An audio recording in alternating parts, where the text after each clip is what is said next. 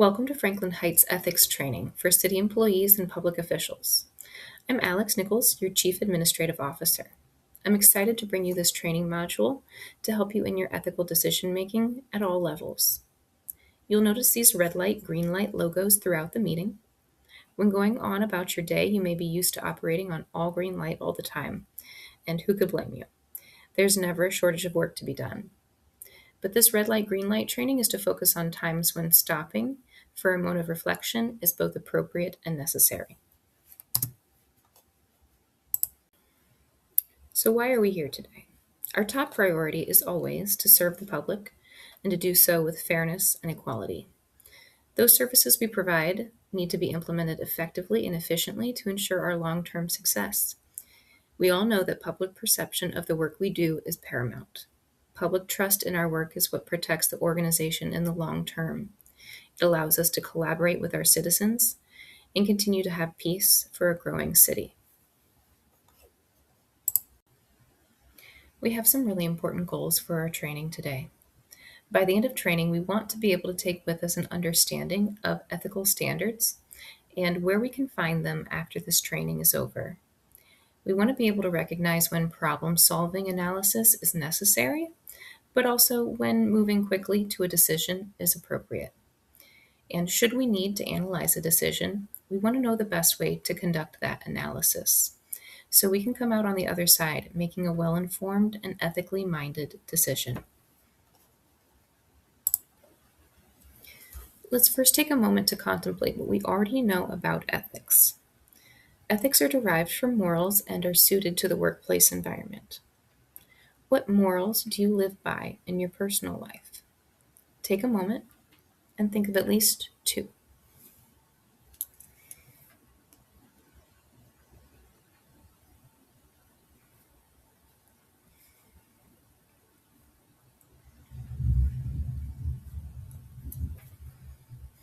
Now, was that an easy or a difficult task? Savara 2022 would bet that it's an easy task for you to complete. He does a similar exercise with his college students, and he finds that all students are walking around with some sense of ethical compass, even before studying the topic. Public officials practice ethical decision-making frequently, even if they may not acknowledge it. Do you put in extra effort to ensure that you're on time each day, showing honesty? Do you reply to your boss's email on time and fully, showing dedication to informing public officials? Do you place the public good over your private gain when given the option? Lastly, think about the last time you disagreed with a coworker on a decision that was made. What was the root of the disagreement? Did you have differing opinions on a decision based on ethics? Oftentimes, two ethical standards will conflict with each other, and it's our dilemma to choose the best right option. Rallying behind these common and well-founded ethics standards can make a work unit more effective and cohesive. There are lots of ways to think about ethical standards, and the best way to analyze an ethical dilemma is to consider all of them. Considering principles, we ask ourselves, what's the right thing to do? From Savara 2022, page 14. Common principles that public administrators are asked to follow are fair and equal treatment of all individuals, following the law, and adhering to our political superiors' directives. Next, we can consider an ethical dilemma from a virtue standpoint, considering what qualities a good person would possess. Common virtue expectations for public servants are honesty, integrity, respect, and consistency. Finally, we should consider the possible consequences of our actions. What are the best consequences that could be achieved in this situation?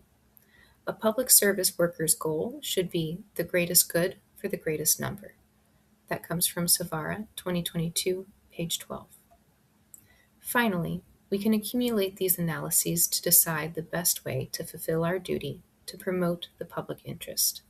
From Savara 2022, page 16. When faced with an ethical dilemma, An objective review of the issue using all three of the ethics triangle lenses can help clarify the most right answer. Public officials do not always recognize that they're facing an ethical decision. Sometimes, intuitive decisions are made before all of the analytical steps are taken. The tendency to make quick, intuitive decisions feels fast and effortless, especially compared to the ethical analysis and problem-solving model, which is systematic and comprehensive, from Savara, 2022, page 123. However, it's good and necessary to reevaluate periodically why and how we arrive at our decisions. So, after recognizing that the ethical decision exists, the next step is to describe the situation.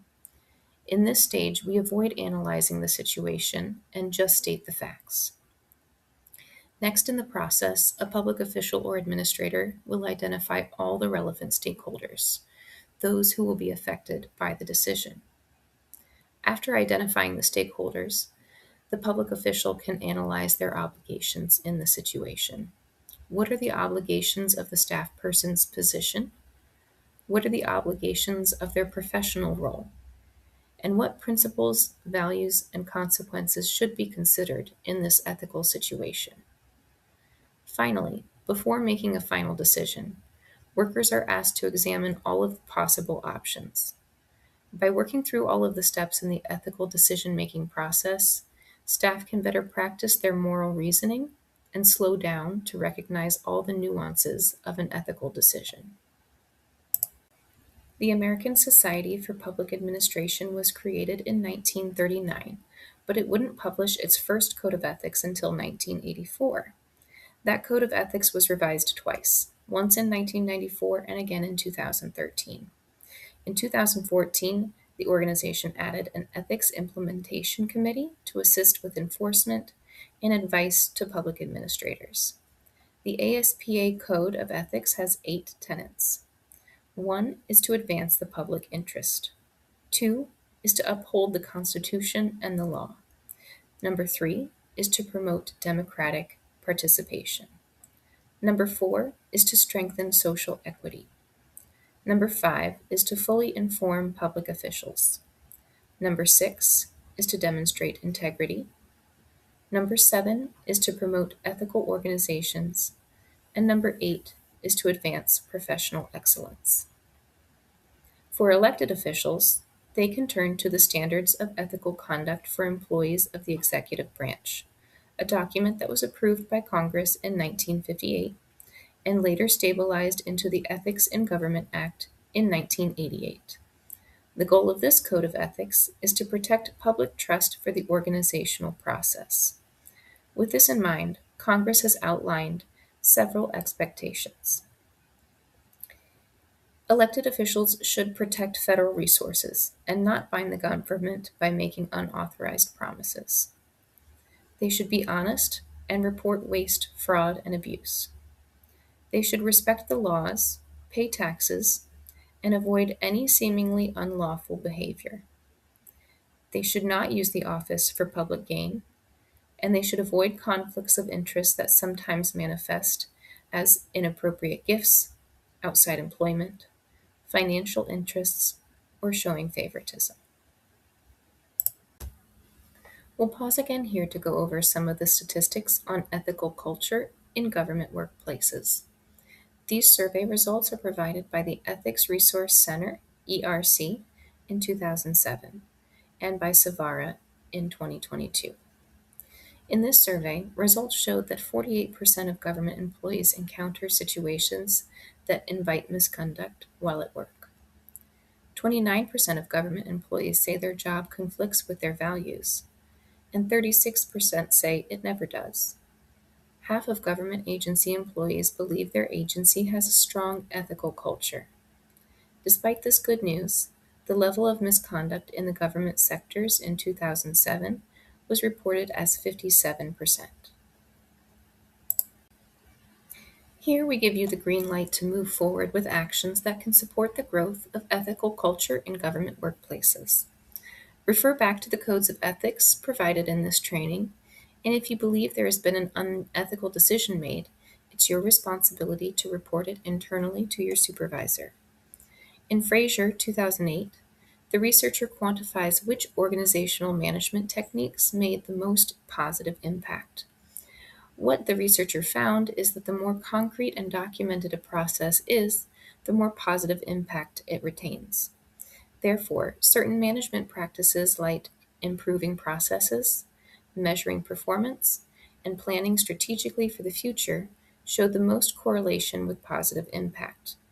All three of these management practices can be implemented by a staff person at any level, and they gain the most effect when documented. Here we ask you to pause and consider an ethical dilemma to consider how you might respond in a similar situation. The situation is that you're offered concert tickets by the owner of a local business who has regular hearings before City Council. While it might be easy to write this situation off as one friend helping out another friend, the possible future implications of this situation mean that a staff person should be careful before accepting any gift from any source, especially one with whom the city has regular business. Once the ethical dilemma is recognized, the staff person can describe the situation objectively. This is a local business owner who's offering a gift. This same local business owner regularly has business before City Council. Next, we identify the stakeholders in this case as the local business owner themselves, the citizens, and other city business owners.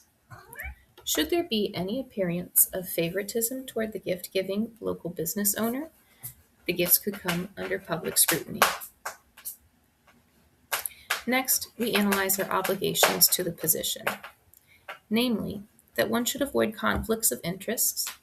We analyze our obligation to the professional role, a need to maintain integrity, which espouses public trust.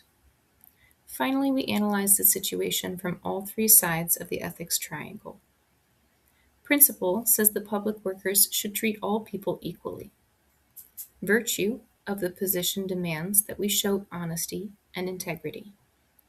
Consequentially, we must consider that this exchange could appear as a source of favoritism or unequal treatment.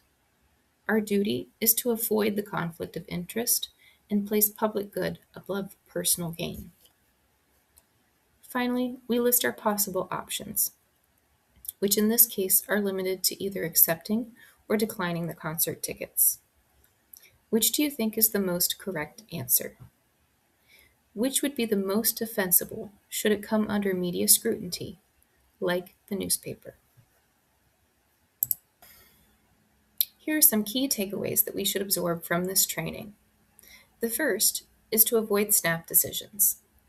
Pause when you find yourself making a decision based on intuition.